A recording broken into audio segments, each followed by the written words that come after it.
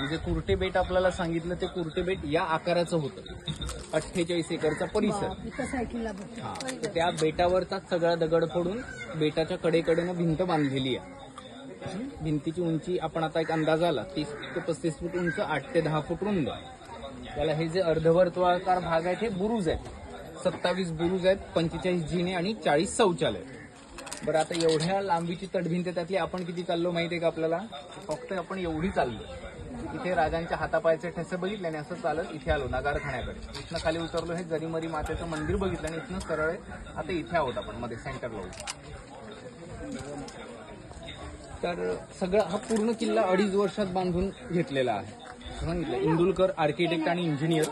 तर त्यांच्या हाताखाली साधारण 3000 हुशार कारागीर दिवस रात्र किल्ल्याचं काम करत होते. आणि हे बांधकाम चालू असताना शत्रू सैन्यानं कधी बांधकामात अडथळा आणू नये म्हणून 5000 मावळ्यांचा पहारा पूर्ण समुद्रावर होता. 3000 लोक काम करतात आणि 5000 सैनिकांचा पहारा. 8000 लोक 2.5-3 वर्ष काम करत होते. आणि आत्ताचं गुजरात राज्यातलं जे सुरत शहर आहे त्यावेळी सुरतेवर मुघलांचं राज्य. आणि सुरत म्हणजे मुघलांची श्रीमंत आणि प्रसिद्ध बाजारपेठ त्यावेळी. तर जानेवारी 1664 मध्ये राजांनी सुरत शहरावर हल्ला केला होता. आणि सुरतेच्या हल्ल्यात जे धन मिळालं, जो पैसा मिळाला, त्यातली रक्कम साधारण 1 कोटी सुवर्ण होन, 1 कोटी सोन्याची नाणी किल्ल्याच्या बांधकामासाठी राजांनी खर्च केली. आणि त्या एका नाण्याचं वजन 2.25 ग्रॅम व्हायचं. 2.75 ग्रॅमचं एक, अशी 1 कोटी नाणी इथे खर्च केली. बरं, आपल्या सगळ्यांना माहिती आहे की छत्रपती शिवाजी महाराजांनाच भारतीय आरमाराचे जनक म्हटलं जातं. आपल्या देशात आरमारी जहाजं, लढाऊ जहाजं वापरायची सुरुवात ही आपल्या राजांनी केली आहे. आणि किल्ला राजांनी आरमारी तळ म्हणूनच बांधून घेतला होता. राजांच्या आरमारातली लढाऊ जहाजं त्यावेळी किल्ल्याजवळ समुद्रात थांबायची.